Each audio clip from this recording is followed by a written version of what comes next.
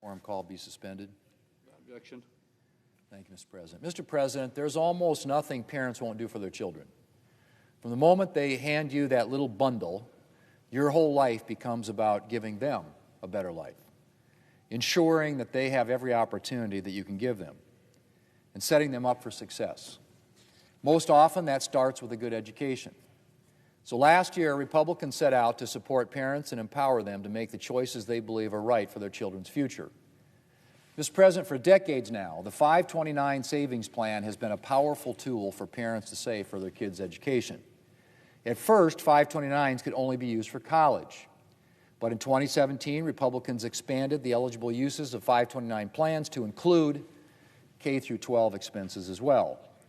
And in last year's Working Families Tax Cuts, Republicans again expanded 529 plans to include a number of education investments: tutoring, vocational education, homeschool materials, and continuing education. And on top of that, we doubled the amount that you can spend from your 529 account to $20,000 a year. These reforms will help more Americans find success, whether they need a little help getting through algebra or want to pursue a career in the trades. Mr. President, as we mark School Choice Week this week, I also want to note how the Working Families Tax Cut supports scholarships for students who attend the school that best suits them. I'm a proud product of public schools, the son of two public school educators, and both of our daughters graduated from our local high school. Students can get a great education at their public school, and they're a point of pride for many communities. But I also understand that some parents would like to send their child to a school outside of their district, or to a non-public school, or choose to homeschool. My home state has been a leader in offering open enrollment, which allows students to go to the public school of their choice, even if it's not the school closest to home, or to enroll in another school district altogether. South Dakota gets it. But I'm not surprised that we were one of the first states to opt into the scholarship initiative created in the Working Families Tax Cuts, which encourages private support for scholarships that help students cover a variety of education expenses and enable them to take advantage of the type of educational freedom that South Dakotans have long enjoyed. And I'm glad to see that more than 20 states have already pledged to participate in this important initiative to encourage donations to K-12 scholarship funds. Mr. President, our bill doesn't stop there. The Working Families Tax Cuts provided additional funding for Pell Grants and created the Workforce Pell Grant Program, which will support students pursuing shorter-term job training programs that prepare them for in-demand skilled jobs. And then there are our actions tackling the high cost of college degrees. Mr. President, the cost of a college education is out of control, and research suggests that a number of degree programs now have a negative return on investment. The answer isn't throwing more federal dollars at the problem. It's putting downward pressure on tuition and holding schools accountable for the value of the education they provide. And that's what Republicans did last year. We implemented accountability measures to rein in high costs. We also streamlined student loan repayment programs, simplifying the process and providing much-needed clarity to folks repaying their loans. And we ensured that graduates won't have to pay taxes on tuition assistance from their employer, a measure that I introduced and that this bill makes permanent. Mr. President, the education provisions in the Working Families Tax Cuts gives the next generation more opportunities to get ahead and succeed. But before I close, I want to talk about another part of this bill that sets America's next generation up for success, and that's the new Trump accounts. These new investment accounts provide parents with another vehicle to save for their children's future, to invest that money and let it grow over the years. And when those children turn 18, that money, thousands or tens of thousands of dollars, will be tax advantaged and can be used for education, to start a business, or to buy their first home. In short, Mr. President, Trump accounts will help the next generation get a head start on their American dream. And for children born between 2025 and 2028, the government is offering an initial $1,000 investment in Trump accounts. We've also seen similar activities from philanthropists and matching commitments from various companies for their employees. And a number of those initiatives were announced during yesterday's Trump Account Summit at the White House. Mr. President, musician Nicki Minaj was among those at yesterday's summit. She grew up in a housing project in a family that faced its share of financial struggles, and she's now raising her own family. She recently said of Trump Accounts, and I quote, "This program will benefit everyone, decreasing the gap for future prosperity between children who traditionally aren't born with a full bank account and children who are," end quote. Mr. President, I hope that parents will take the opportunity to learn more about this option to invest in their children's future. Because the more people learn, the more they'll see the potential to set their children and an entire generation of Americans up for success. Mr. President, a good education is the key to opportunity. It's one of the best gifts that parents can give to their children. Thanks to the working families' tax cuts, the next generation will have greater educational freedom and be empowered to seize more opportunities and to find increased success. Our legislation puts our nation's children on a smoother path to achieving the American dream, and it gives a whole generation more opportunities to get ahead. Mr. President, I yield the floor, and I suggest the absence of a quorum. Clerk will call the roll. Ms. Alston-Brooks.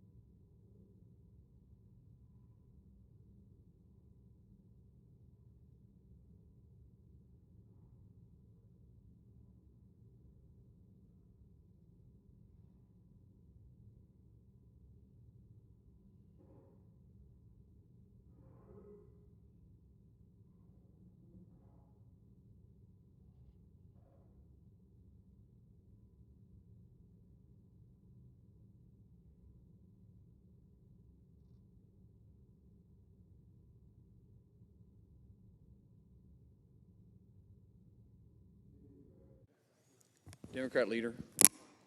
I ask unanimous consent the quorum be dispensed with. Without objection. Mr. President, this is a moment of truth for the United States of America. What the nation witnessed on Saturday in the streets of Minneapolis was a moral abomination. Federal agents shot and killed Alex Preddy, an American citizen, in broad daylight. And it was the second time that agents killed a U.S. citizen in 2 weeks after the tragic killing also of Renee Good. Enough is enough. What ICE is doing outside the law is state-sanctioned thuggery, and it must stop. It is state-sanctioned thuggery, and it must stop. And Congress has the authority and the moral obligation to act. This morning in Minneapolis, Tom Homan, Donald Trump's border czar, held a press conference. He didn't say much of significance, but he did say one thing that was important. Here's what Homan said, quote, "For the people out there who don't like what ICE is doing, if you want certain laws reformed, then take it up with Congress." For the people out there, Homan said, who don't like what ICE is doing, if you want certain laws reformed, then take it up with Congress. I don't agree very much with Mr. Homan, and he's certainly not my choice for someone to lower the temperature in Minneapolis. But he's right in saying the epicenter of change has to be Congress, not the executive branch. And change is desperately needed because the images of masked men beating up people in the streets and shooting American citizens in broad daylight have shocked the conscience. Alex was holding his hand up. He had one hand up and another hand holding, I believe it was, a radio. And they shot him many times. It made every American recoil to see that our law enforcement is doing that to our citizens. It's confounding. Does not look like America, these pictures. Oh, no. And it's been unleashed by Donald Trump and the people under him. Noam, who should be out of there. Thank God they got rid of Bongino. His face, when you saw him, he looked like he was grimacing like a thug. This has got to stop. Congress must step up to the plate. The Republican majority must step up to the plate. Republicans in Congress cannot allow this violent status quo to continue. They must work with Democrats on legislation, real legislation, strong legislation, to rein ICE in. Let me be clear. Democrats are ready to pass 5 bipartisan funding bills in the Senate. We're ready to pass them today. We're ready to fund 96% of the federal government today. But the DHS bill still needs a lot of work.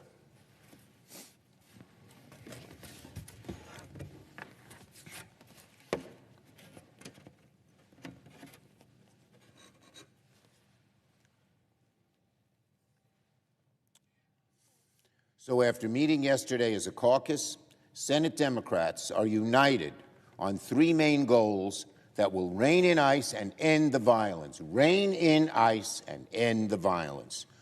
First, end the roving patrols. Second, enforce accountability. Third, masks off, body cameras on.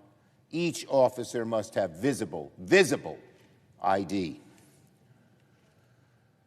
Now, no one thinks we're going to solve every single problem in one fell swoop, but the American people are demanding that something gets done, and of course, to pass legislation and enshrine this into law, we need our Republican colleagues to come along with us. So again, first, we need to end ICE's indiscriminate patrols. We need to tighten the rules governing the use of warrants. ICE needs to stop the mass chaotic patrols. They need to work with state law enforcement, local law enforcement, not against them. That means no more ICE agents barging into people's homes without a judicial warrant. When does that ever happen in America? It's a flagrant violation of the Fourth Amendment. It also means stopping the dragnet harassment of American communities. Second, we need accountability. ICE needs to be held to the same basic standards as any law enforcement agency in the country. We need a uniform code of conduct for ICE and all federal agents, just like state and local law enforcement have. If they violate these standards, like in the instances of Renee Good and Alex Preddy, they must be held fully accountable. And we need independent investigations, not ICE investigating itself. ICE, the leadership of which is a bunch of liars. We don't trust them to do the investigation. Most Americans might be shocked to learn that these basic rules do not apply right now to federal agents like ICE. It's the kind of thing most people would just assume is already in place because it's so obvious. But that's not true when it comes to ICE. They are operating effectively outside the law, and a small glimpse of a video taken by a bystanding citizen shows it every day, every minute. You see these videos again, you recoil. It's not America. It's thugs roaming our streets. Third, we need the masks to come off and we need the body cameras to stay on. No more secret police. Masks must come off and body cameras must stay on. Agents need to carry clear identification. The public deserves transparency, as it always has asked for with law enforcement. These three, ending the roving patrols, enforcing accountability, masks off, cameras on, are common sense reforms. They are reforms that Americans already expect from law enforcement. Now, the onus now is on Leader Thune and Senate Republicans to work with Democrats to turn these goals into legislation. They are in the majority, the Republicans are. They're the ones who have responsibility to govern, and Democrats are ready to come to the table. If Republicans refuse to work with us to rein in ICE and to end the violence, they're telling the American people they're choosing to protect ICE over choosing to protect people's safety. Americans, by and large, support law enforcement. I do. And most people support border security. I do as well. But Americans do not support ICE terrorizing our streets, operating outside the law, killing American citizens. The madness and violence must end.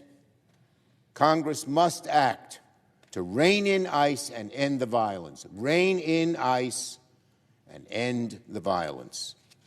The American people deserve nothing less. I yield the floor.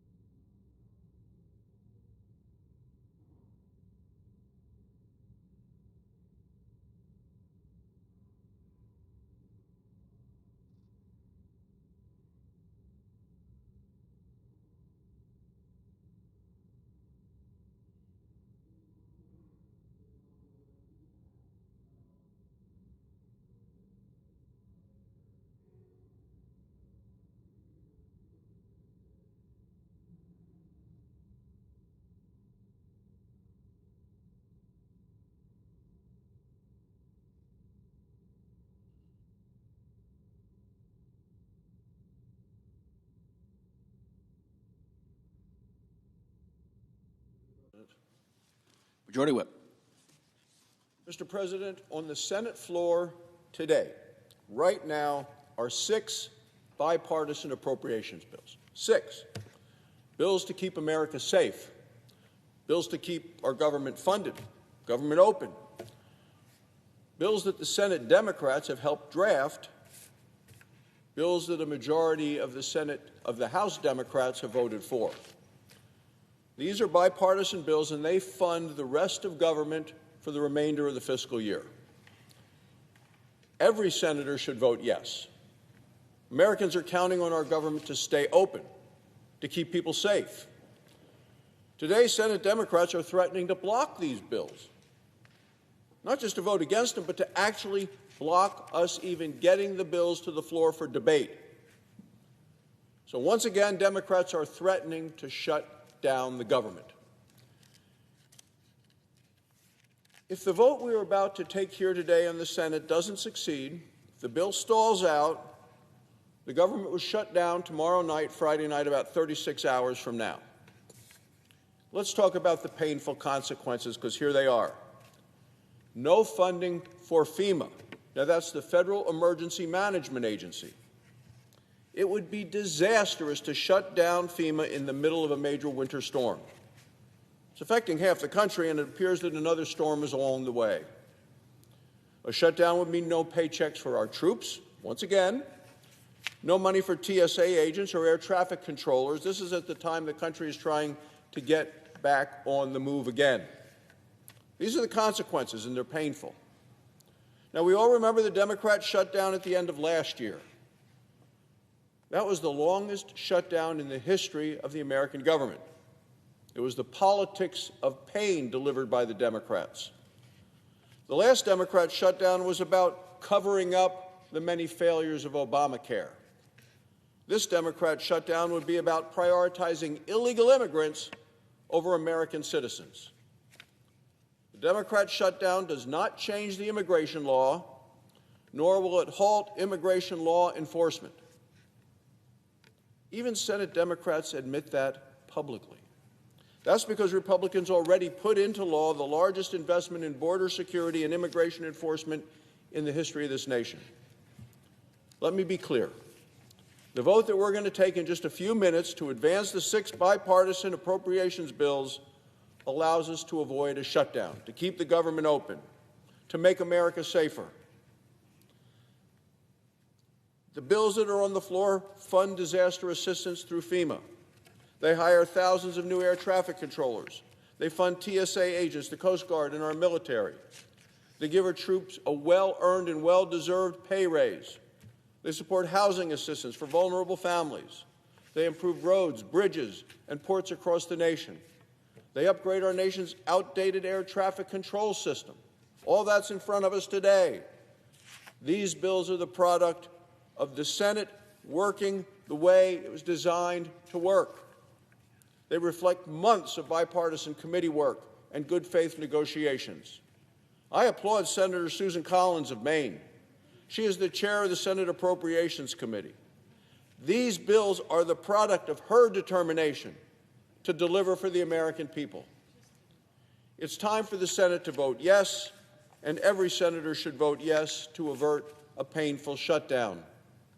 Republicans are going to keep working with Democrats to keep the government open. This nation deserves safety and security, not another government shutdown.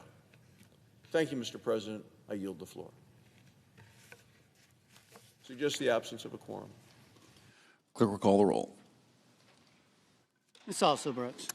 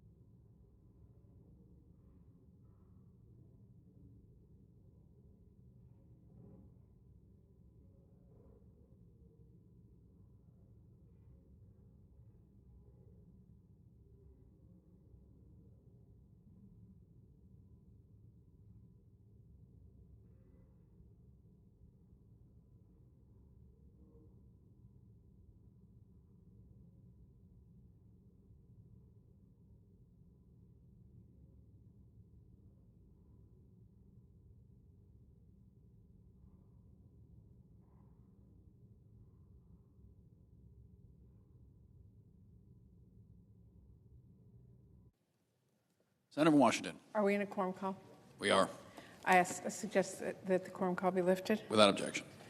Mr. President, Democrats have been very clear. We have 5 bills in this package we would be happy to pass today on their own. We are all in agreement on funding for child care, cancer research, air traffic controllers, our troops, and more. But we have also been clear that we cannot and will not move the DHS bill without real progress on accountability. ICE and CBP are out of control, and we cannot approve that bill until common sense reforms are included. That's what the vast majority of American people are demanding, and many Republicans now also say that must happen as well. So Congress, all of us need to act. Peaceful protesters and American citizens are being targeted, detained, attacked, and killed. We have to say no to what this president is doing. So while I am very glad to see the White House and Republicans are now talking with Democrats to finalize a plan to pass the 5 bills and split off DHS, until that deal is finalized, I will be a no on this vote. Thank you, Mr. President. I yield the floor. Mr. President. Senator from Maine. Mr. President, I ask unanimous consent to waive the mandatory quorum call in relation to the motion to proceed to calendar number 302, H.R. 7148. Without objection. Mr. President, I ask unanimous consent to be permitted to complete my remarks before the vote begins. Without objection. Thank you, Mr. President. Mr. President, I urge my colleagues to vote to end debate on the motion to proceed to the 6-bill package of appropriations legislation sent to us by the House of Representatives. These are fiscally responsible funding bills that reflect months of hard work and deliberation and contributions from members of both parties and on both sides of the Capitol. I would like to take a few moments to highlight some of the key aspects of these bills. Let's begin with the funding for the Department of Defense. This legislation provides U.S. military services with the funding needed to deter China and Russia, supports our service members and their families, and strengthens the defense industrial base. It addresses major funding gaps across the board, such as in shipbuilding. The bill provides a critical down payment toward an additional DDG-51, the workhorse of the U.S. surface fleet, and invest in additional Columbia and Virginia-class submarines. Mr. President, the bill also provides multi-year procurement authority for critical munitions production, a priority for the President.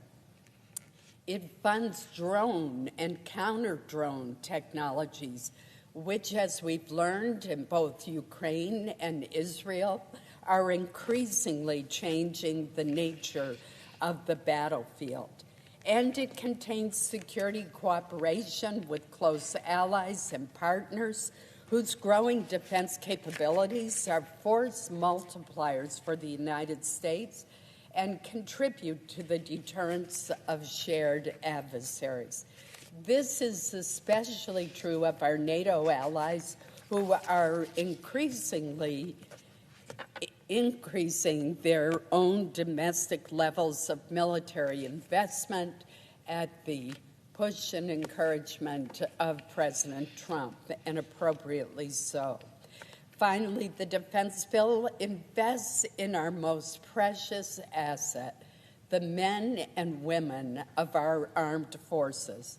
The bill fully funds the 3.8% pay raise for service members and the additional pay raise for our junior enlisted service members, showing our commitment to their readiness, well-being, and mission success. The second bill is the National Security Department of State and Related Programs Bill. It used to be known as the State Foreign Operations Bill.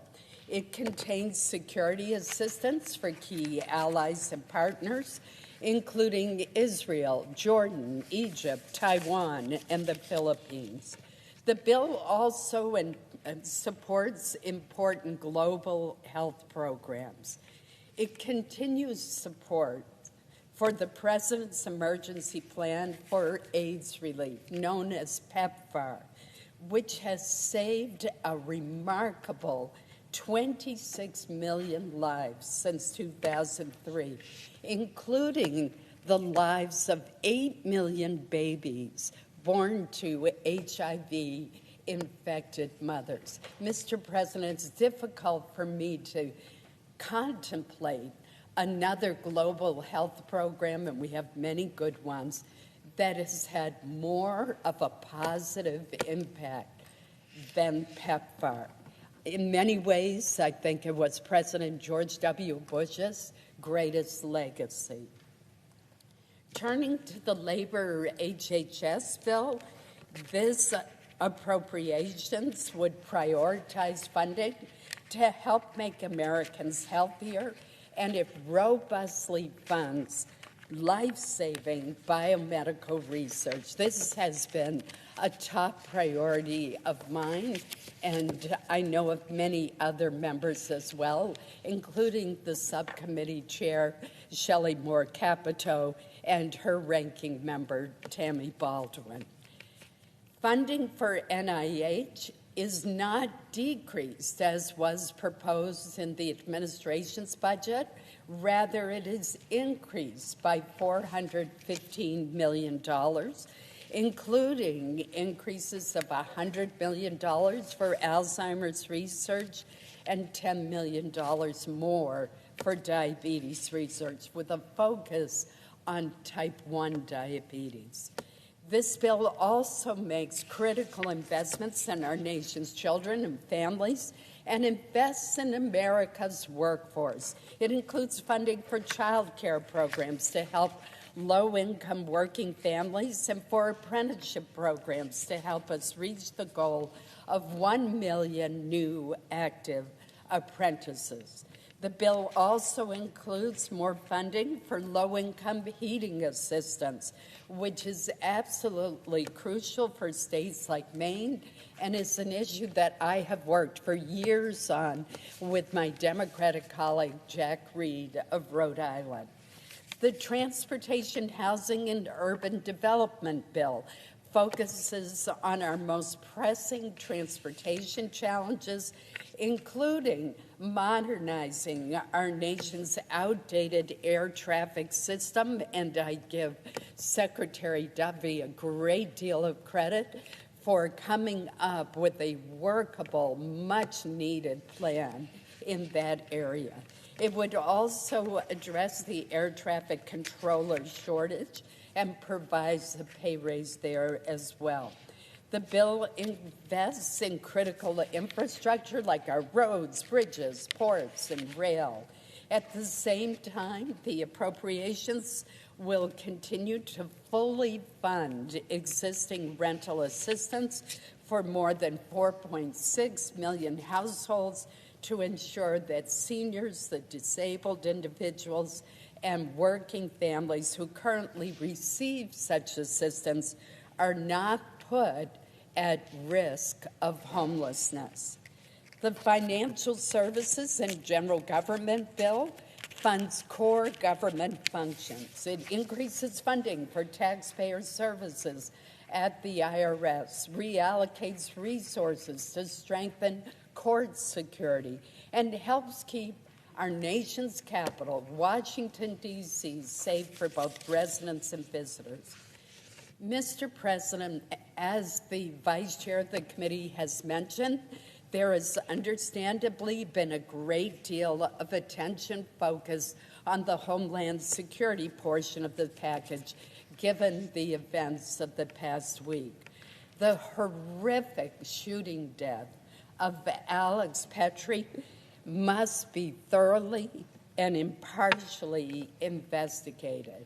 and President Trump has promised that it will be investigated both impartially and thoroughly.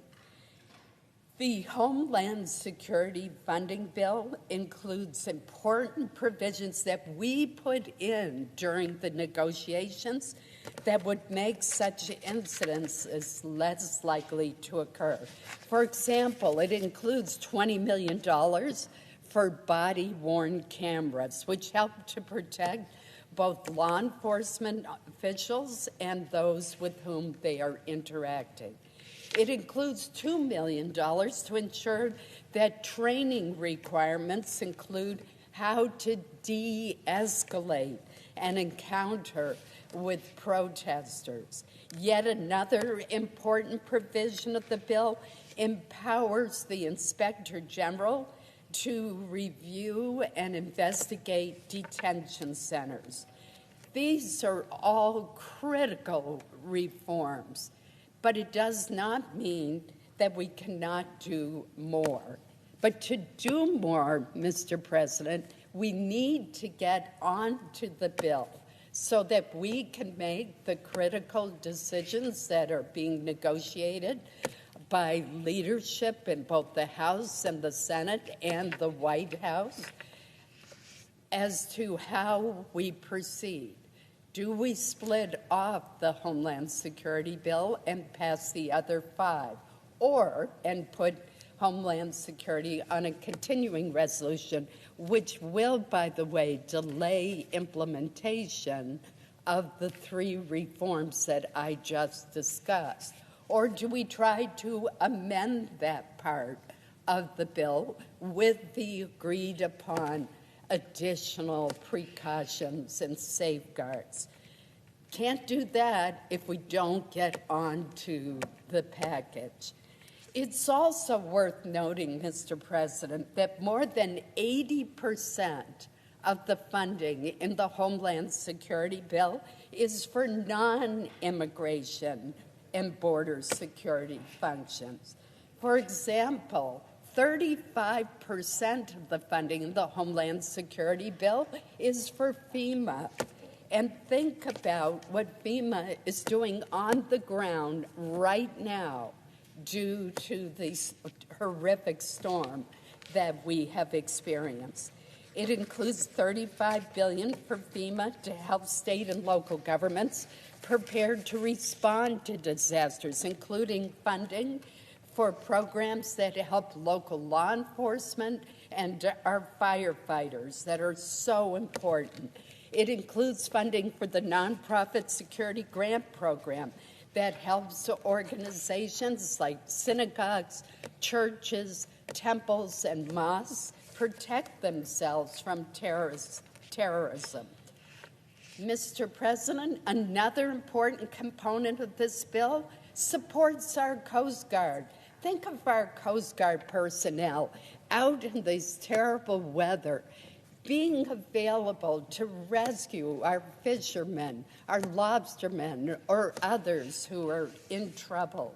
The Coast Guard provides critical safety, security, and stewardship functions from Maine to the Caribbean to the Arctic and myriad places in between. The bill provides funding to secure our borders and to stop the flow of illegal drugs, money, weapons, and people being trafficked into our country by cartels and transnational criminal organizations. It includes funding for TSA to help keep Americans safe while they travel, as well as funding for a 3.8% pay raise for air traffic controllers to help address the serious workforce shortage that also can affect air safety.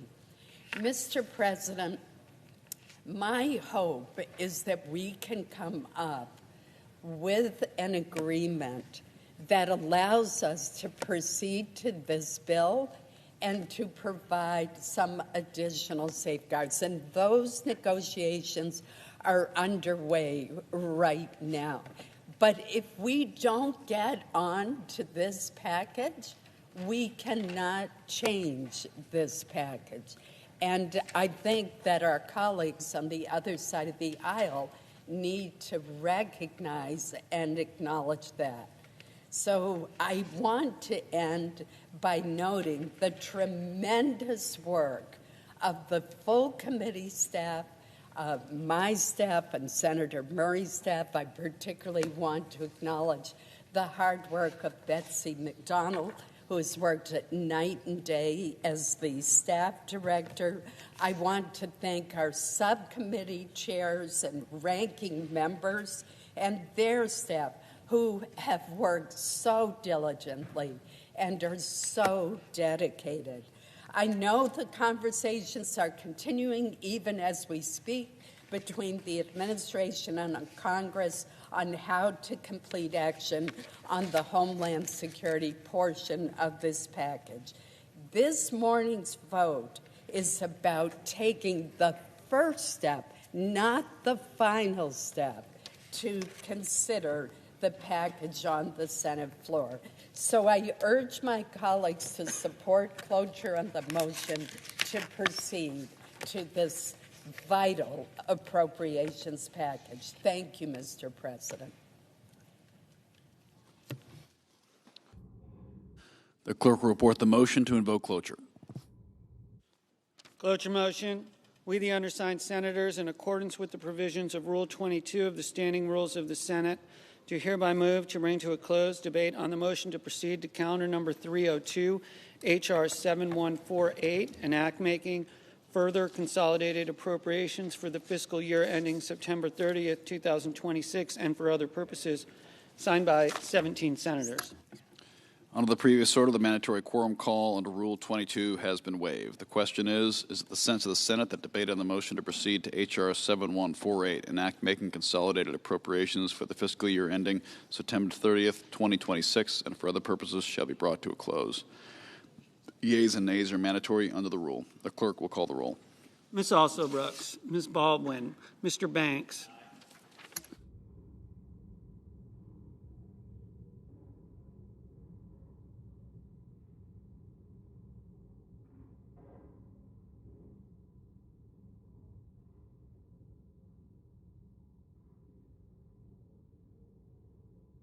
Mr. Barrasso,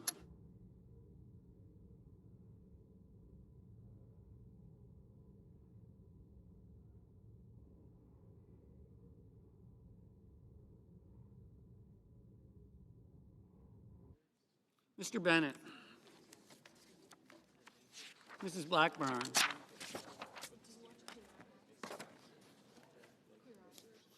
Mr. Blumenthal,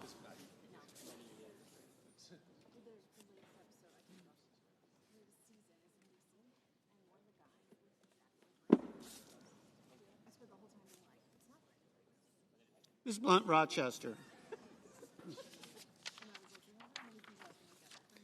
Mr. Booker,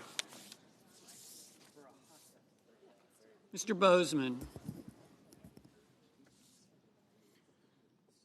Mrs. Brett, Mr. Budd, Ms. Cantwell, Mrs. Capito, Mr. Cassidy, Ms. Collins, Mr. Coons, Mr. Cornyn, Ms. Cortez Masto, Mr. Cotton, Mr. Kramer, Mr. Crapo, Mr. Cruz,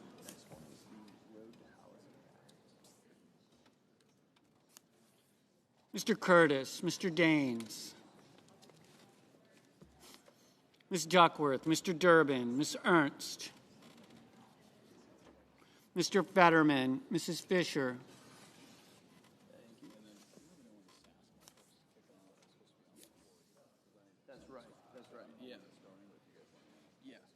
Mr. Gallego, Mrs. Gillibrand, Mr. Graham,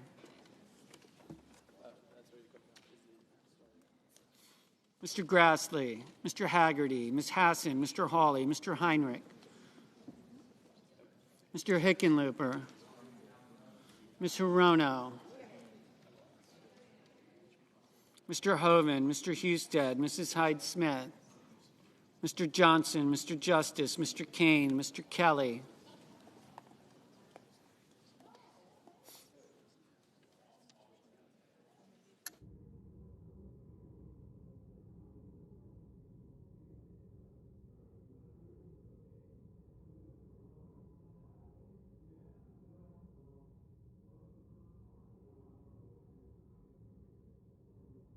Mr. Kennedy, Mr. Kim, Mr. King, Ms. Klobuchar,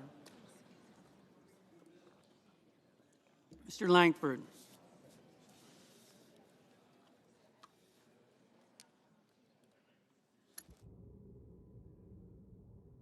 Mr. Lee, Mr. Lujan, Ms. Lummis, Mr. Markey, Mr. Marshall, Mr. McConnell, Mr. McCormick, Mr. Merkley, Mrs. Moody, Mr. Moran, Mr. Moreno, Mr. Mullen,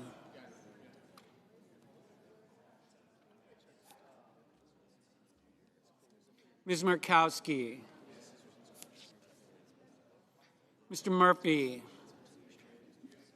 Mrs. Murray, Mr. Osthoff, Mr. Padilla, Mr. Paul, Mr. Peters, Mr. Reed, Mr. Ricketts, Mr. Risch,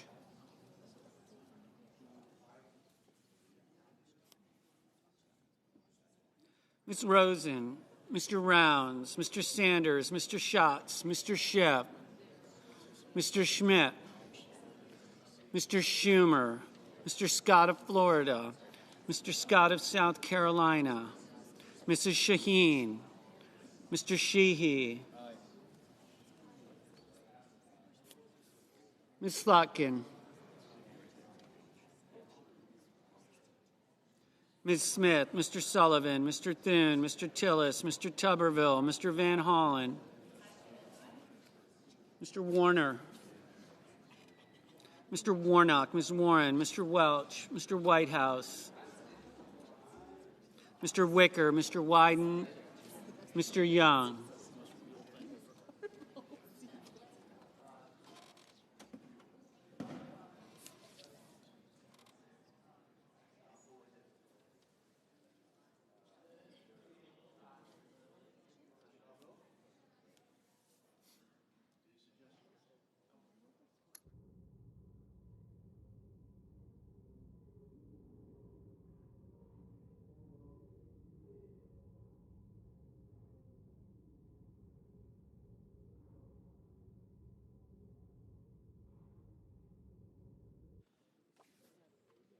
Senators voting in the affirmative: Banks, Capito, Cassidy, Collins, Cornyn, Daines, Grassley, Hyde-Smith, Mullen, Rounds, Sheehy, Wicker. Senators voting in the negative: Cantwell, Gillibrand, Hassan, Hickenlooper, Murray, Padilla, Peters, Reed, Schatz, Smith.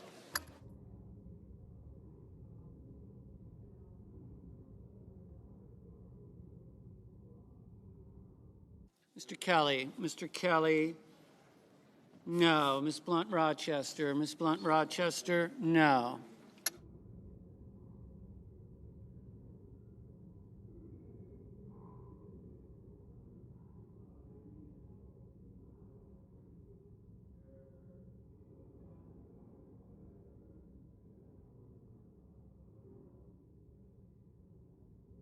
Mr. Thune. Aye.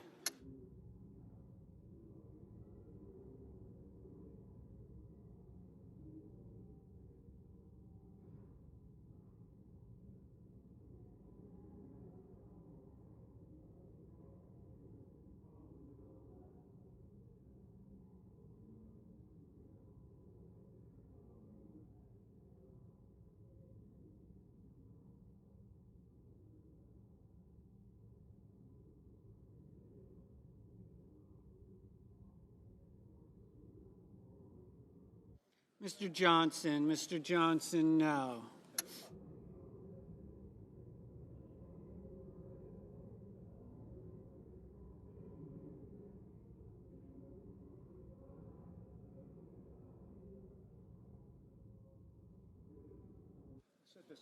Mr. Durbin, Mr. Durbin, no. Mr.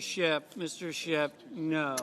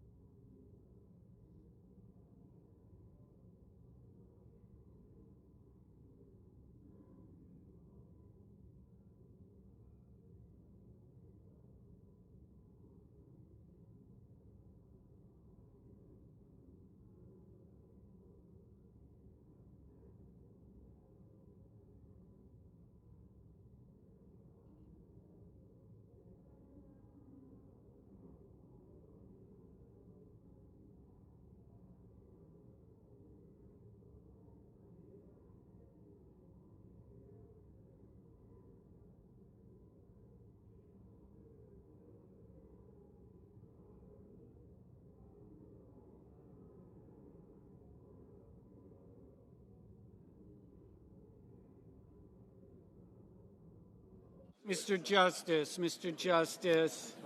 aye. Mr. Moreno, aye. Mr. King, no.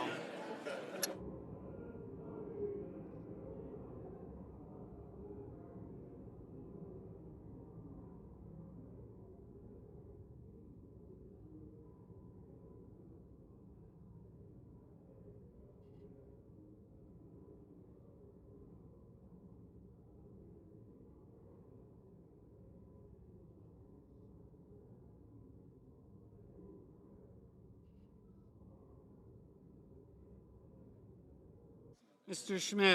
Schmidt, aye.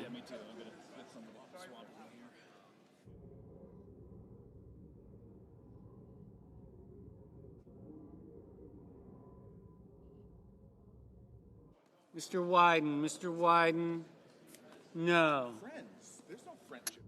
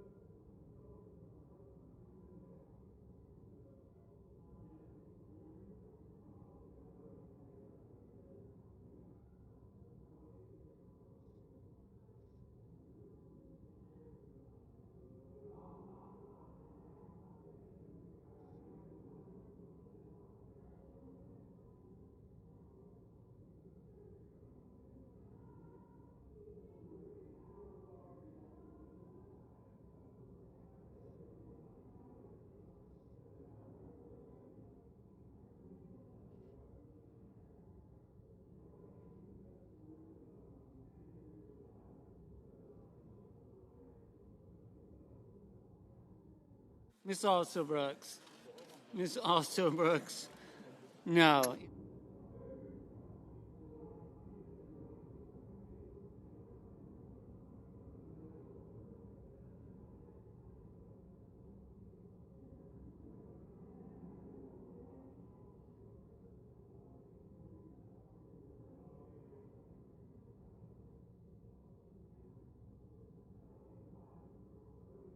Ms. Baldwin, Ms. Baldwin, no.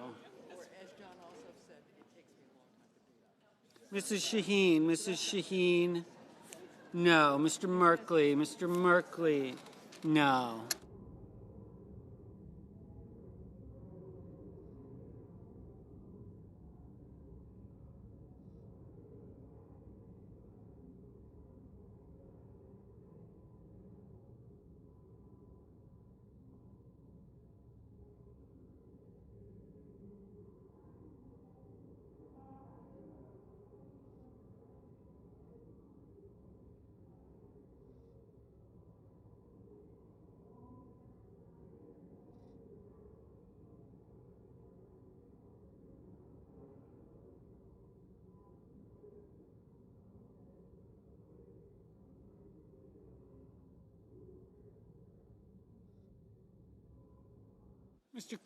Mr. Kramer, aye.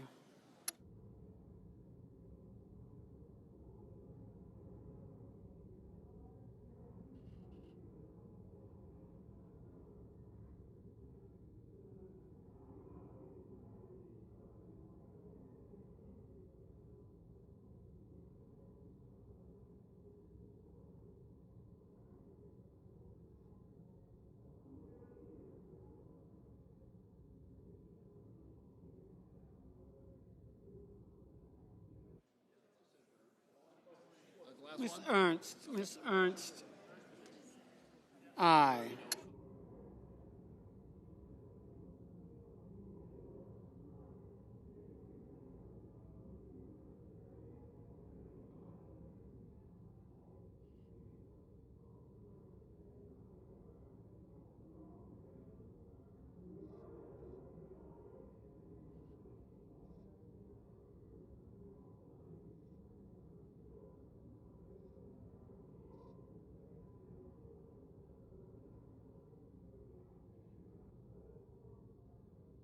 Mrs. Britt, aye. Mr. Lujan.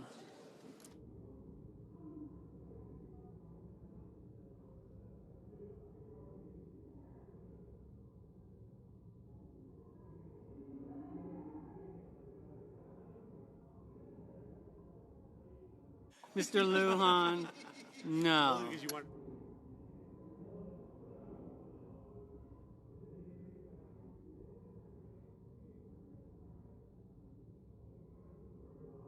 Mr. Cruz, aye. Mr. Crapo, aye. Mr. Young, aye.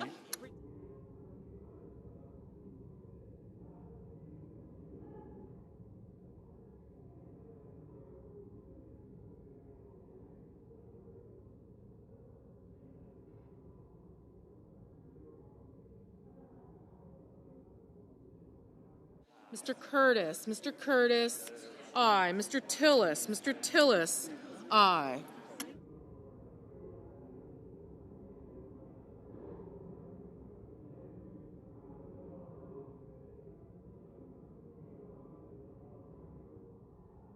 Mr. McCormick, aye.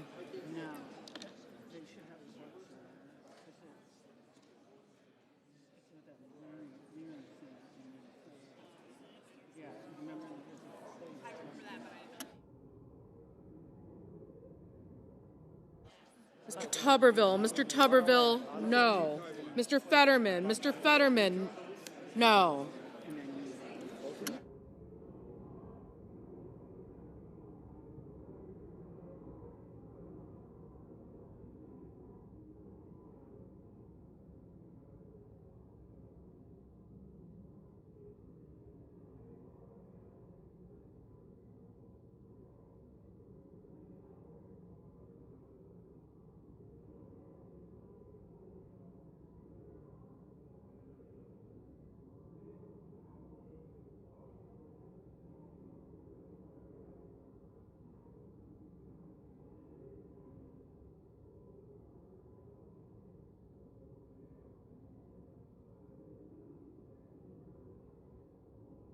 Mr. Booker, no.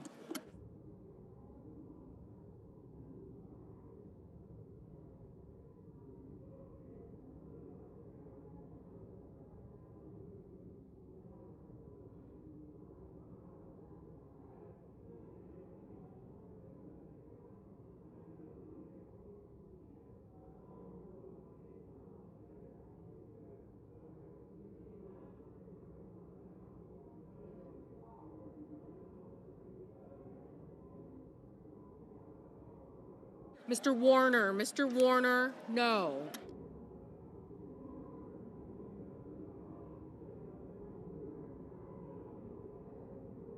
Mr. Kennedy, aye. Mr. Cotton, aye. Mrs. Blackburn, aye.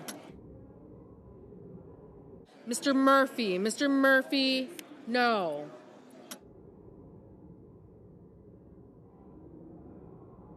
Mr. Lee, no. Mr. Sullivan, aye.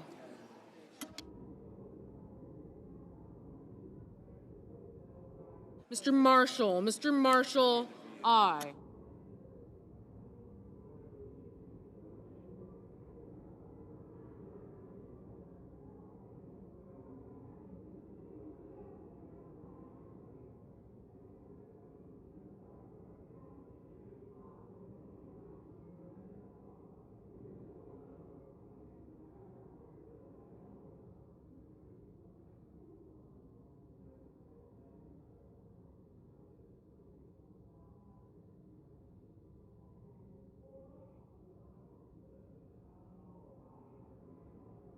Mr. Paul, no.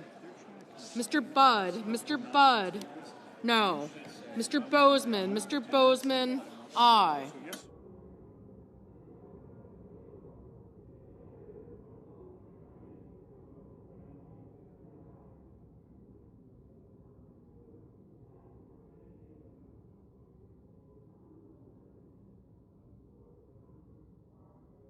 Mr. Gallego, no.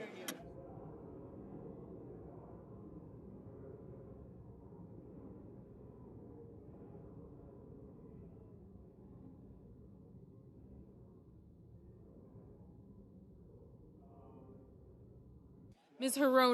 Hirono, no.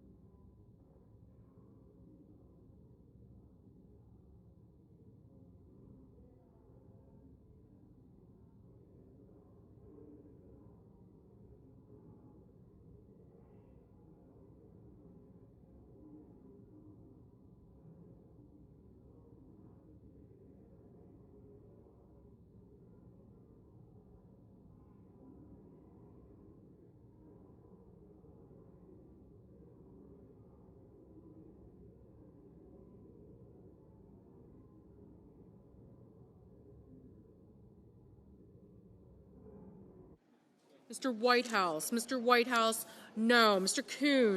Coons, no.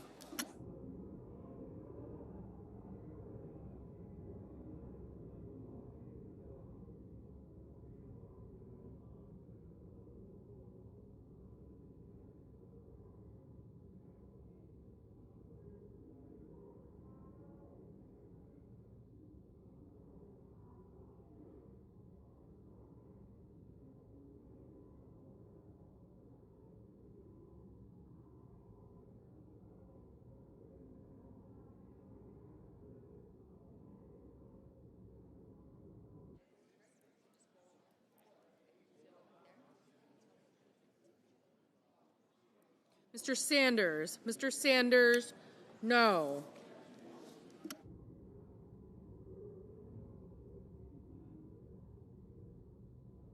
Mr. Blumenthal, no.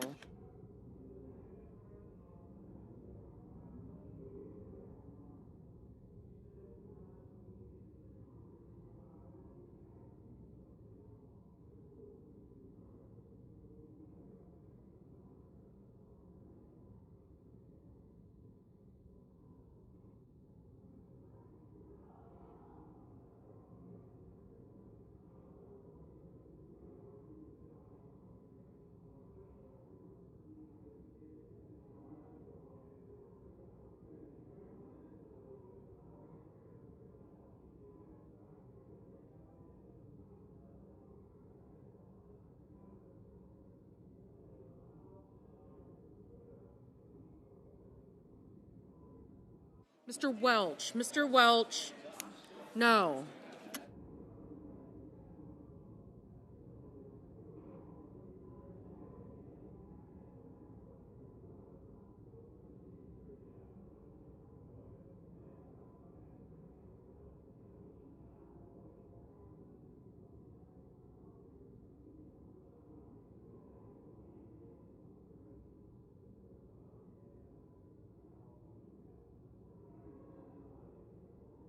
Mr. Scott. Mr. Scott of Florida, no.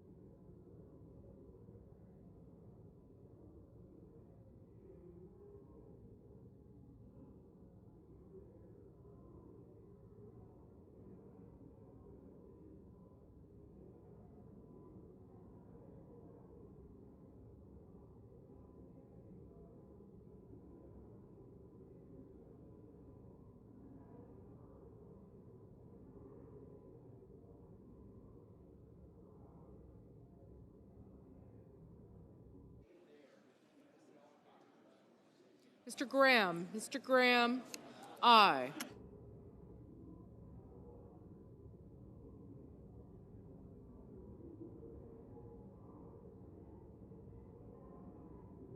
Mr. Bennett. Mr. Bennett, no. Mr. Kim. Mr. Kim, no.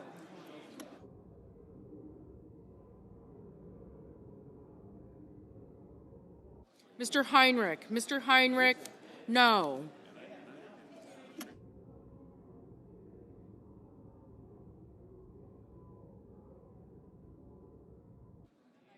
Ms. Murkowski. Ms. Murkowski, aye.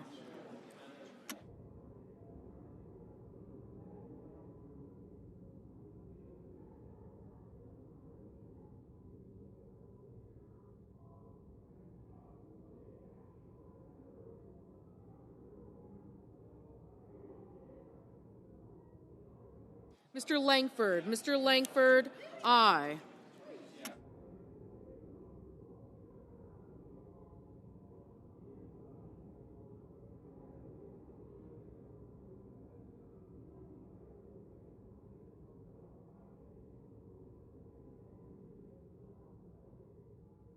Mrs. Moody. Mrs. Moody, no.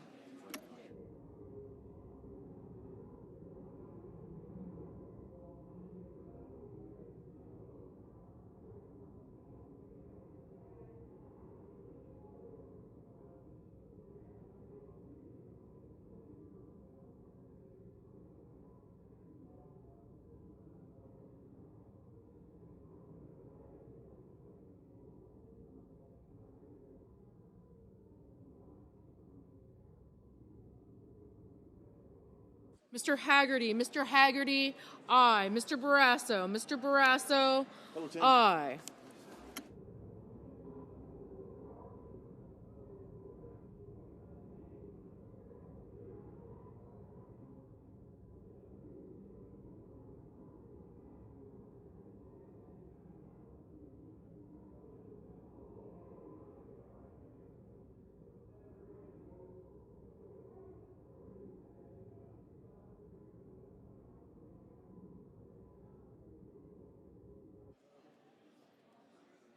Mr. Scott. Mr. Scott of South Carolina, aye. Mr. Husted. Mr. Husted, aye.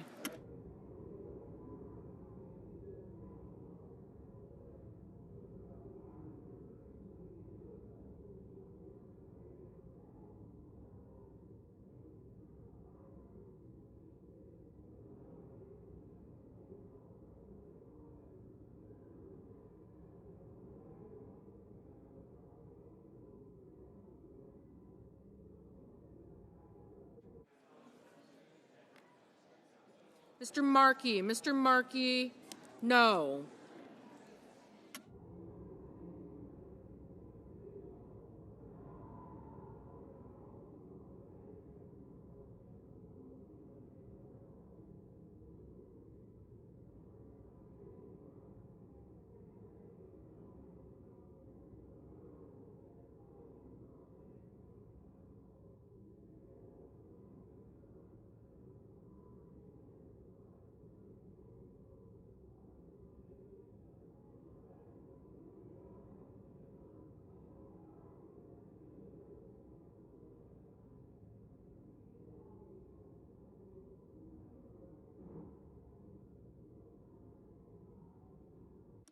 Ms. Lummis, aye.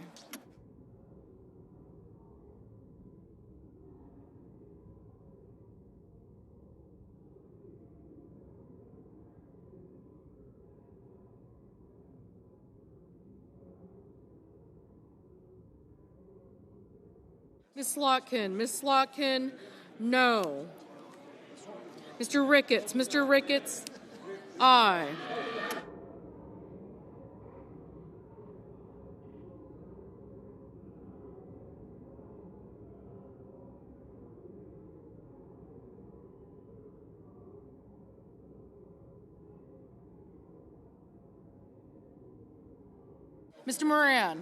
Mr. Moran, aye.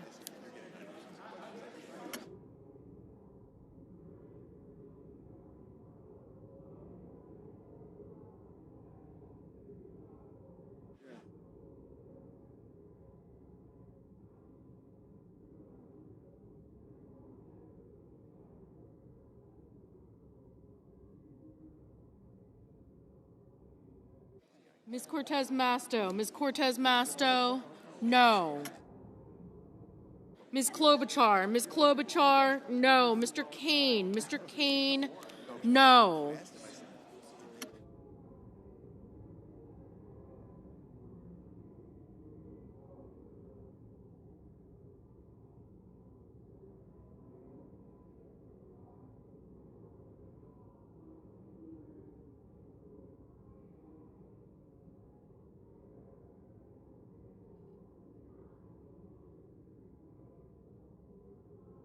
Mr. Ossoff, no.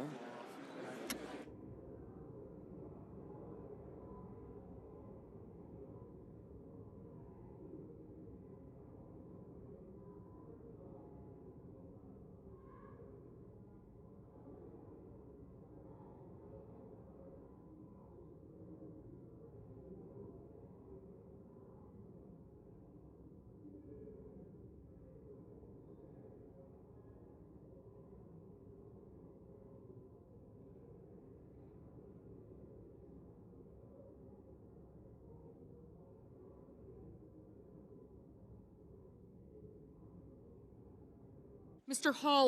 Hawley, aye.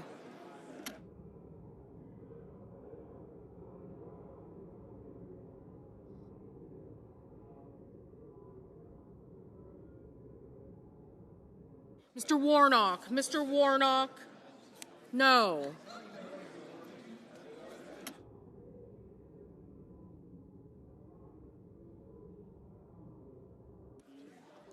Ms.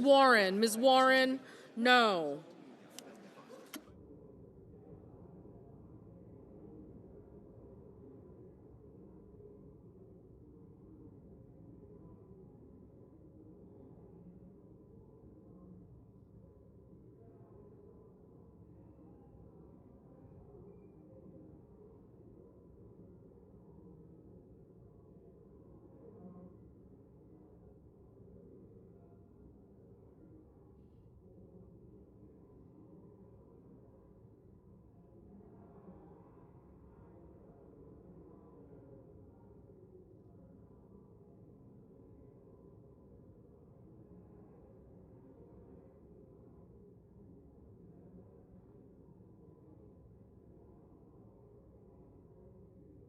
Ms. Duckworth, no.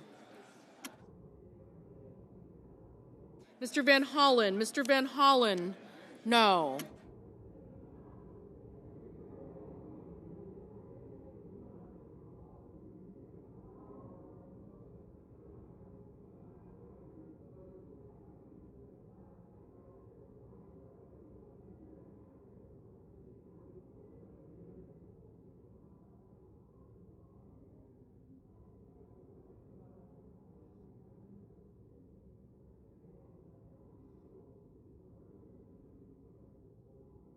Mrs. Fisher. Mrs. Fisher, aye.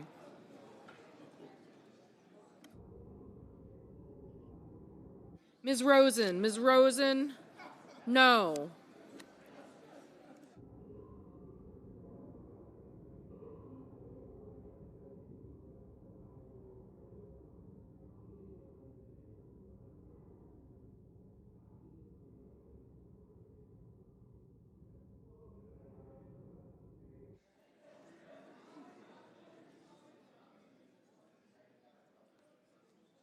Mr. Hoven. Mr. Hoven, aye.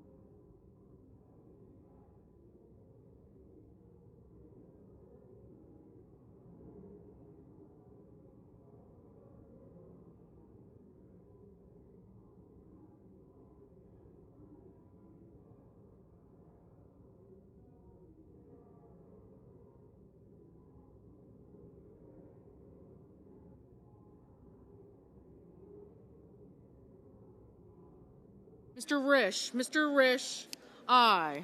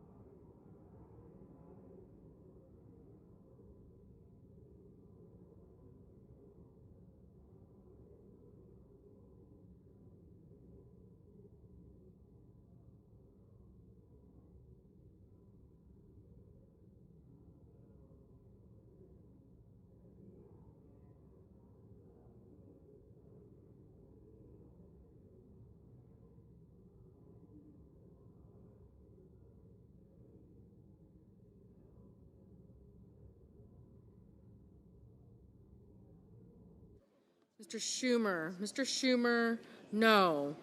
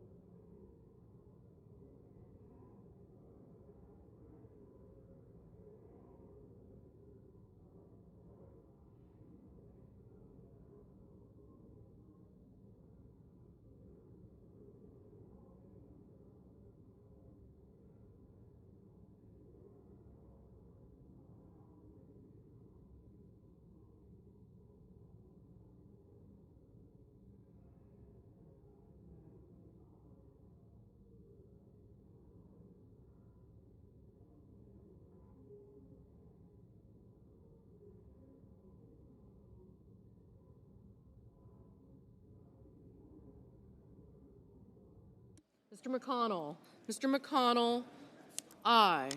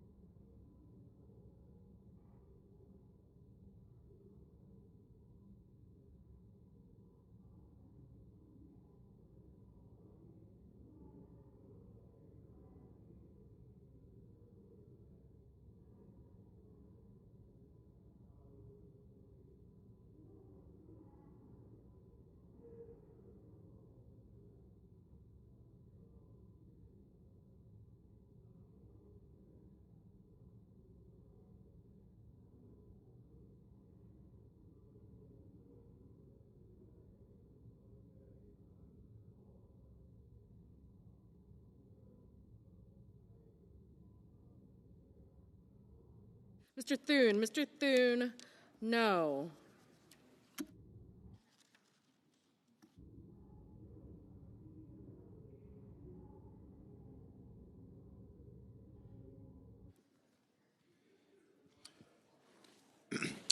On this vote, the yeas are 45, the nays are 55. 3/5 of the Senate duly chosen and sworn, not having voted in the affirmative. The motion is not agreed to. Mr. President. Majority Leader is Mr. recognized. President, I enter a motion to reconsider. The motion is entered.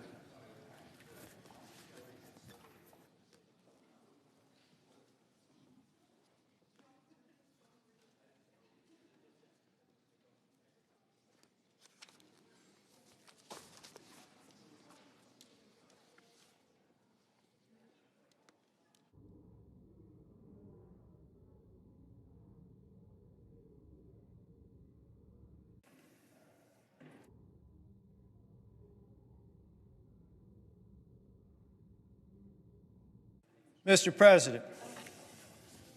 Senator from North Carolina is recognized. Thank you, Mr. President. Nearly a year ago, Secretary Noem visited western North Carolina to see the devastation caused by Hurricane Helene firsthand. That day, the Secretary told the crowd in Bat Cave, North Carolina, that, I quote, "The previous administration failed in many areas, and we're going to learn from that and do better." A sentiment that I shared wholeheartedly. Secretary Noem highlighted some of the actions taken in the early days of President Trump's second term to remove all the red tape that previously slowed the department down and western North Carolina's recovery. These actions were sorely needed, and I fully supported what she intended to do. Earlier this week, now let's fast forward a year. Earlier this week, the New York Times reported that approximately $17 billion, with a B, in federal disaster funds for states has been delayed over the past year. The article states the delays stem from a directive issued by Ms. Noem in June that said any expenditure over $100,000 or more must be approved by her office, which oversees the disaster agency, to root out waste, fraud, and abuse. The bottleneck includes money that already had been approved by regional FEMA offices for things like debris removal and repairs to roads, bridges, water, and sewer systems. This is being delayed, folks. This new reporting sadly confirms what the people of western North Carolina have known for the past year.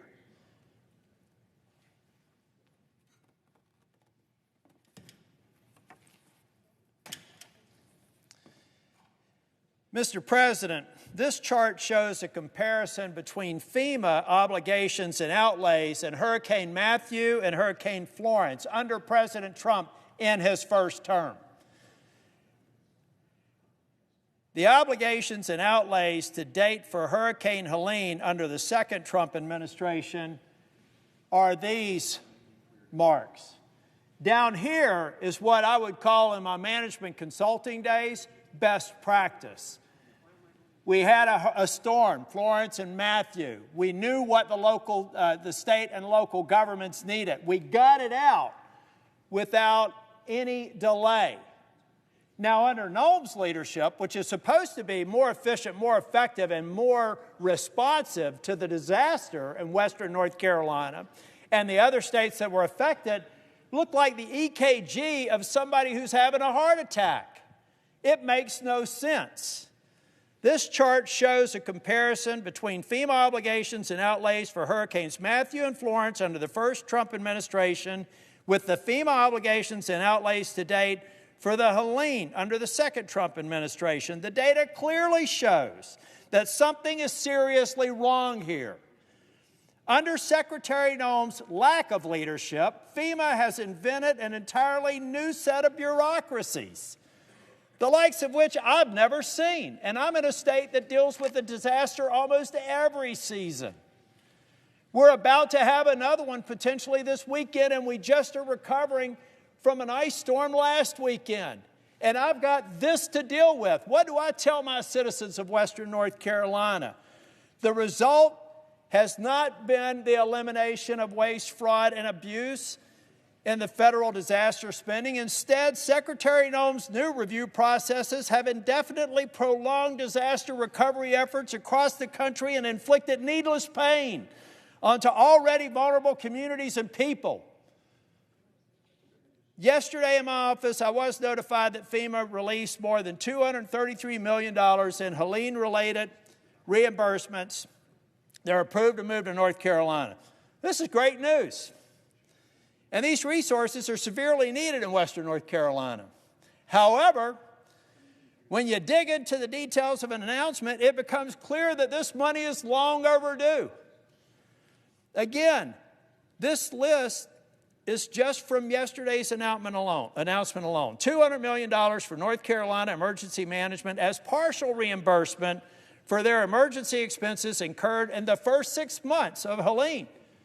Folks, we're well past 6 months, meaning this is only part of what the state is owed before March of 2025. We're in 2026, folks. Nearly $9 million for the Blue Ridge Electric Cooperative for repairing and replacing electric and fiber infrastructure. Great, glad to see it come. For comparison, this is roughly equivalent to what Blue Ridge Electric spent on fiber for the entire year in 2023. $1.8 million for the town lake. This is one I hope people pay attention to. $1.8 million for the town of Lake Lure to rebuild its marina and docks. For those that don't know, Lake Lure is some of the most iconic scenes that you're going to find in the movie Dirty Dancing. That's where that movie was filmed, out in Western North Carolina. The entire economy depends on access to the lake through the marina. The Corps of Engineers recently finished removing more than 1 million cubic yards of debris just from the lake itself. After losing more than a year of tourism revenue, the town hopes to reopen the lake and the marina at some point in the spring or summer. This one award represents more than 20% of the town's general fund budget for this fiscal year, and it's just coming. $22 million for the NCDOT for road repairs. Again, much needed funding, but to put things in perspective, I don't know if you've not been through Western North Carolina, I-40 is a 2-lane road now. It was down to a single lane at one point. We've managed to get 2 lanes. Everybody thought it was going to be done in a year and a half. I told everybody they're crazy. Now it looks like it's going to be 2027. It's going to cost $2 billion, twice what we thought it was, and we hope it gets open by 2027. It's trending more by 2028. So think about that. A major interstate section, a major economic corridor between my state and the presiding officer's state of Tennessee is at a trickle right now. That's the sort of damage we're experiencing every day in North Carolina. And yet, I've got a Secretary of Homeland Security who thinks at one point FEMA shouldn't even exist, and now running the organization like some amateur. So moving from yesterday's funding approvals, I want to share the plight of one of the 39 Helene-impacted counties in North Carolina, Yancey County. It's home to some of North Carolina's most cherished natural resources, including Mount Mitchell. If you want to win a bar bet, ask somebody what's the highest peak east of the Mississippi River. They're probably going to say Mount Washington or somewhere up in New England. It's actually in the great state of North Carolina at almost 6,700 feet, a little over. But Yancey County was at the epicenter of Hurricane Helene's impact in North Carolina. There's a good chance that if you remember any of the devastating images of the aftermath of Helene, you're probably thinking about Burnsville, the Yancey County seat. To date, Yancey County has incurred $50 million in debris removal, cost alone for hurricane, far exceeding the annual budget of the county of $37 million. You would think that today, more than 16 months after Helene, Yancey County would have received significant amount of funding from FEMA to help recover from some of this historic devastation. Well, you'd be wrong under the so-called leadership of Secretary Noem. As of today, Yancey County received a grand total of $5.7 million from FEMA, remember, we're talking about a $50 million debt right now, a $50 million deficit in a small county. $5.7 million. Of that, only $3 million of it was for debris removal. In fact, Yancey County has not even been approved for a $5 million community disaster loan that the county began application process for in October of 2024, after the hurricane impact. The county was told just last week that FEMA should have an answer for them by June of this year. Good on you, Secretary Noem. 2 years late. More than a year and a half after the storm, folks. This is completely unacceptable and sadly just wrong. So, Mr. President, it's not a secret that I have problems with the Secretary of Homeland Security and the way that her failed leadership has led to unconscionable results in Minneapolis. I thank the President for putting an adult in charge who actually knows law enforcement by having Mr. Homan go there. He's going to lower the temperature. He's going to keep the law enforcement officers safe.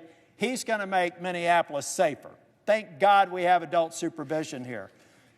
But another part of the Secretary of Homeland Security job is disaster response.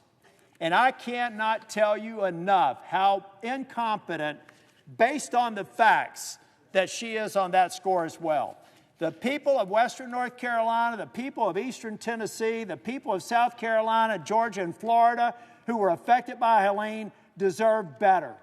No reasonable business person would accept this in the C-suite. She needs to get out of the C-suite. Thank you, Mr. President.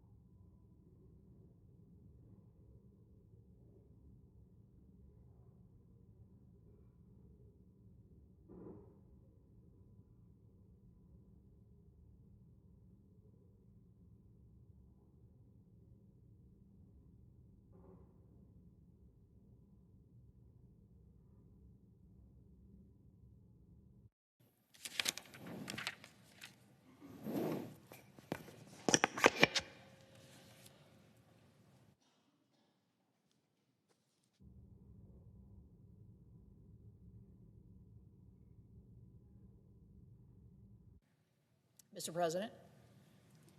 Senator from West Virginia is recognized. Thank you, Mr. President. I have 6 requests for committees to meet during today's session of the Senate. They have the approval of the majority and minority leaders. Duly noted. Thank you, Mr. President.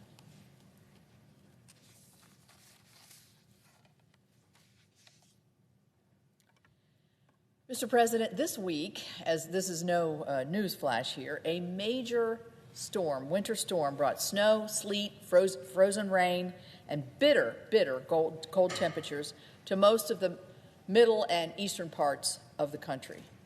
I rise today to really highlight the dispatchable baseload power, coal, natural gas, and nuclear, what the role that those items played in keeping the 200 million Americans impacted by this winter storm safe and warm. Common sense tells us that in the peak heat of summer or the depths of a winter cold, we're going to consume more electricity. Americans expect, and very reasonably, that our country's energy policies will result in affordable and reliable electricity so that they can keep their homes cool in the summer and warm in the winter. If we know that that demand for electricity is at its peak during times of extreme heat or extreme cold, such as we're experiencing, I think it was 6 degrees this morning, then it would make sense that our energy policy would prioritize those generation sources that are available to meet the demand when electricity is needed the most. So which sources of energy showed up this week? Not surprisingly, fossil fuels and nuclear power provided the bulk of electricity during this week's storm and the intense cold that has followed. PJM interconnection is the electric grid operator in all or parts of 13 states, including my state of West Virginia, that were impacted by this winter storm. In a filing with the Department of Energy, PJM projected that its highest ever winter peak electricity demand would take place on Tuesday morning of this week.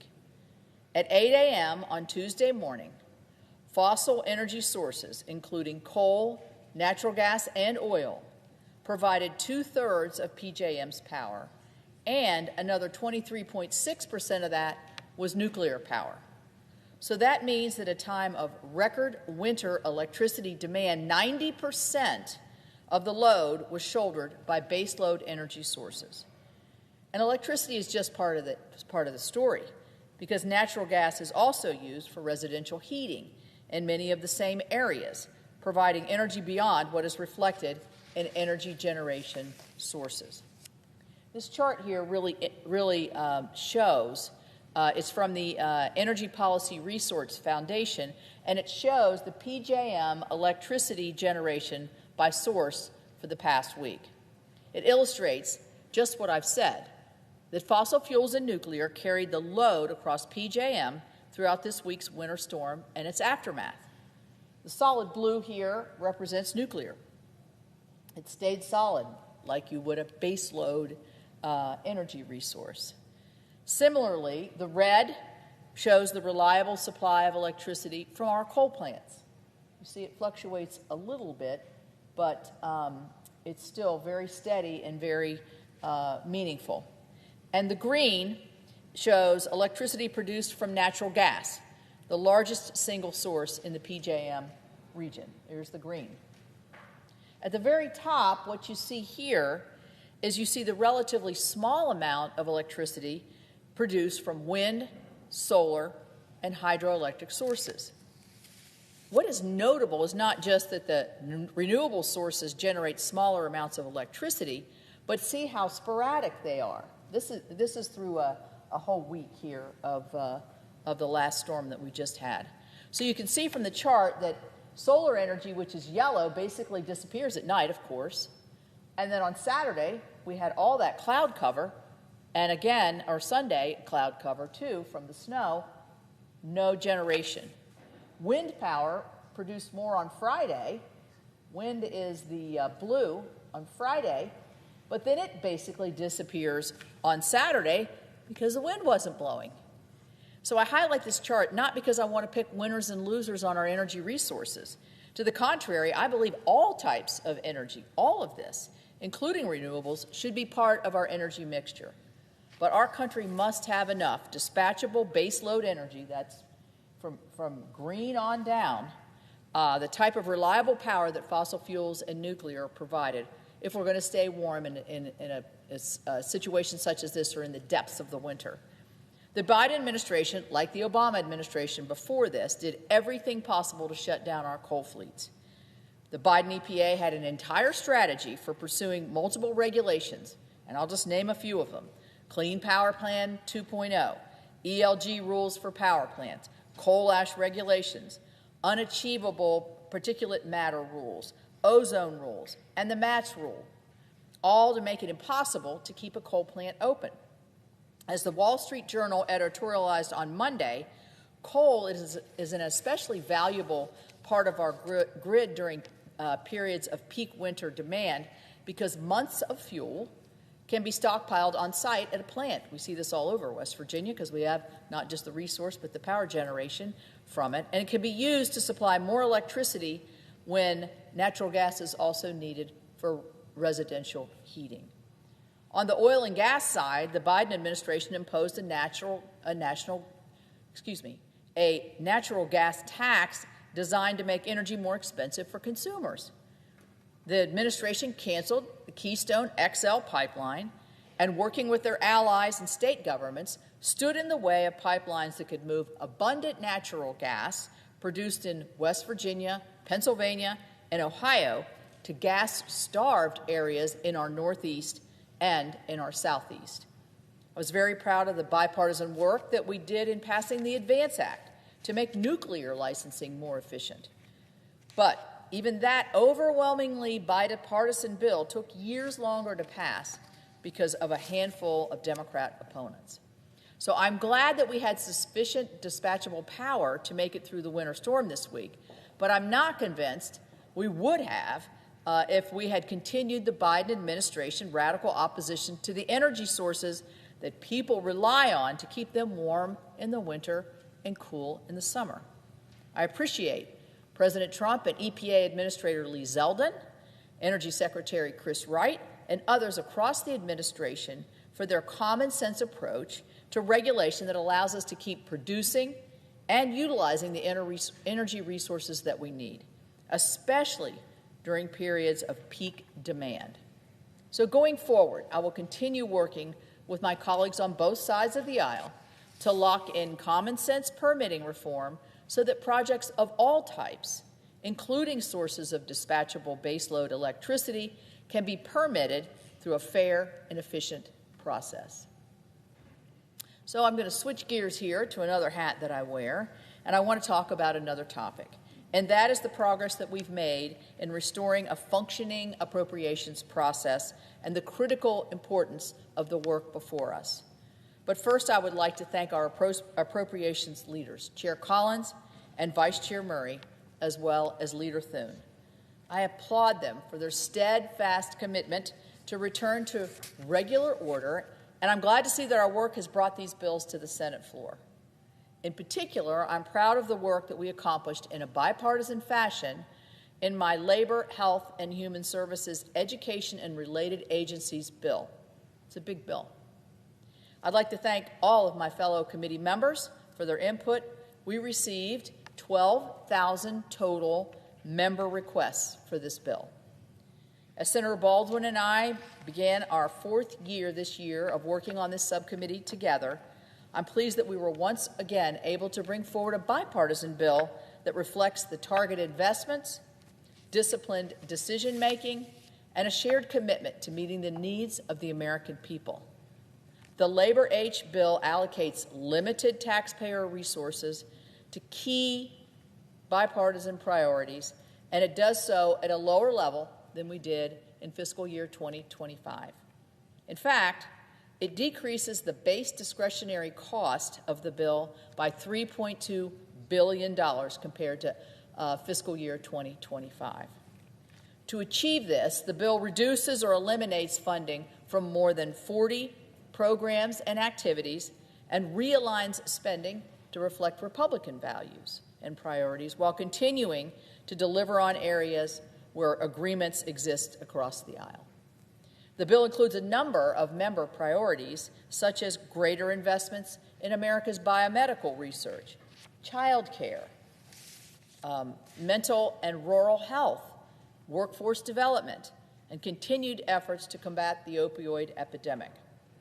As we work to right-size the federal government, the bill also includes targeted decreases in administrative funding while ensuring that our agencies have appropriate staffing levels to carry out their statutory responsibilities.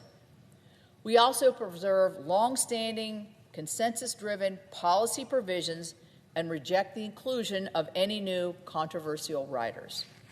That stability is really important, and not only for our agencies, but for our families, our workers, and communities counting on the programs that we authorize. A major priority in this bill is our sustained commitment to the National Institutes of Health.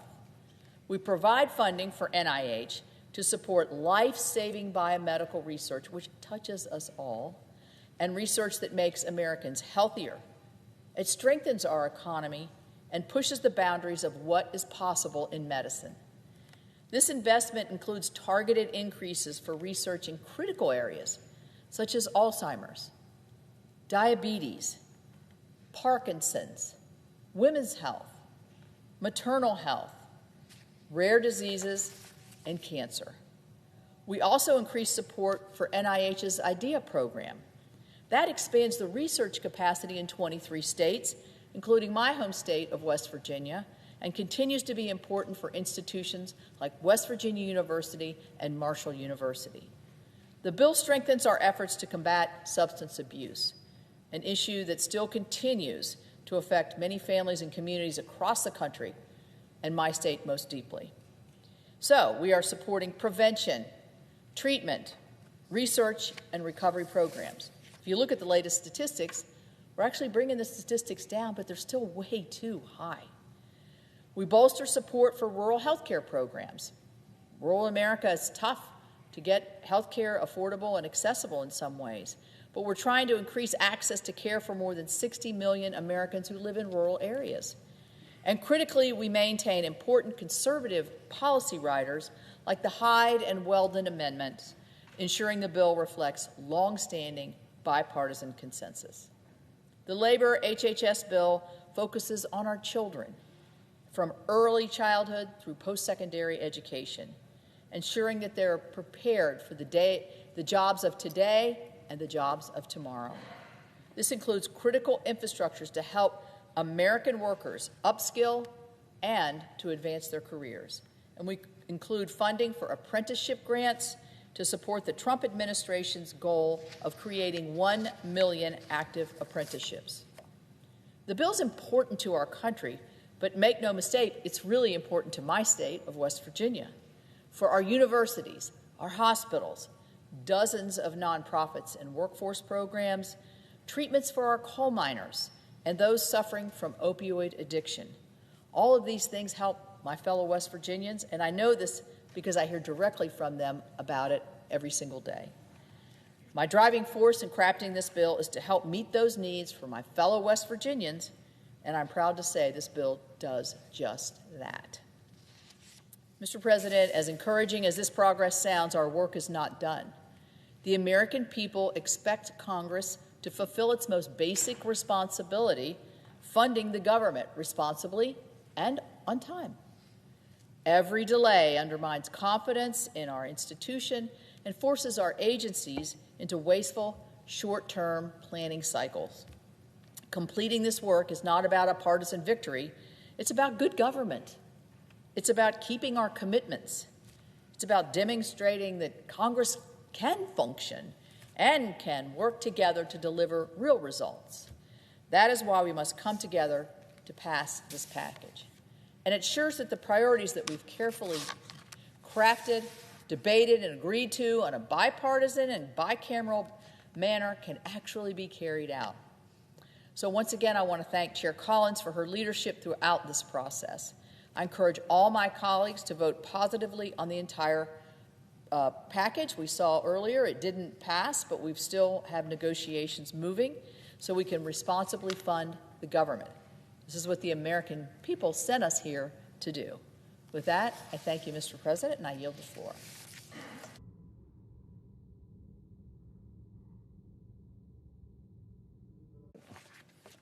Senator from Kansas is recognized. Thank you, Mr. President. I rise today to mark a solemn anniversary, one that continues to weigh heavily on the hearts of Kansans and families across this great nation. It was a year ago today that Flight 5342 left Wichita, Kansas, en route to Washington, D.C. But as we all know, it never reached its destination. 67 lives were lost, amongst them 7 Kansans. And certainly families were changed forever. Today we pause to remember those lives and honor their memory, and to stand with the loved ones who carry this burden every day. Mr. President, Kansans grieve together. And when tragedy strikes, we don't do it alone. We lean on each other, we lean on our faith, and we lean on our communities. But today we just want to remember those who were lost, remembering these were Kansans. They were sons and daughters, husbands and wives, parents, friends, and co-workers. And many were simply doing what so many of us do every day, traveling for work, for family, or to return home. The best way we can honor those we lost is by remembering them and learning from the tragedy. We've tried to ensure there was full accountability since this tragic accident. We tried our best to ensure complete transparency. And then take a look to the future to see what could we do for safety of future flights. And certainly we owe it to their families and to the memory of these loved ones to pursue these improvements and never forget why it matters. I recall a phone call early the next morning from the mayor of Wichita, Kansas, Mayor Lily Wu, and she asked me, and we have a good friendship. She said, "Roger, what can I tell the people of Wichita so that they know that it's safe to travel on this flight?" And she pointed out, this is the busiest runway in all of America. And she asked me, why was a military helicopter in that airspace?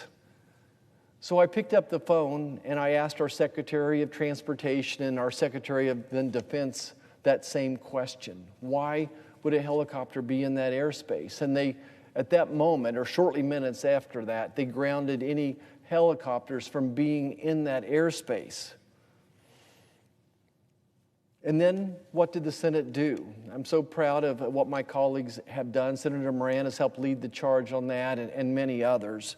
But we passed the Rotor Act out of the Senate, which would implement common sense reforms to ensure a tragedy like this never happens again. And I would hope that our colleagues on the House side would also pass this bill and we can get it to the President's desk. So just in closing, Mr. President, here we are a year later, and we're here to remember, to honor, and try to figure out the best ways to move forward. But at the end of the day, we want the families of those back home to remember that we've not forgotten about their loved ones and that their lives did matter. And I think I'd be remiss not to express gratitude to the first responders that we met that night out in the frigid cold, sacrificing their lives, diving into the chilly waters in hopes of finding someone who they could save. So thanks to all of our first responders. And finally, of course, we pray that God would continue to comfort the families who lost their loved ones. Thank you, Mr. President, and I yield back.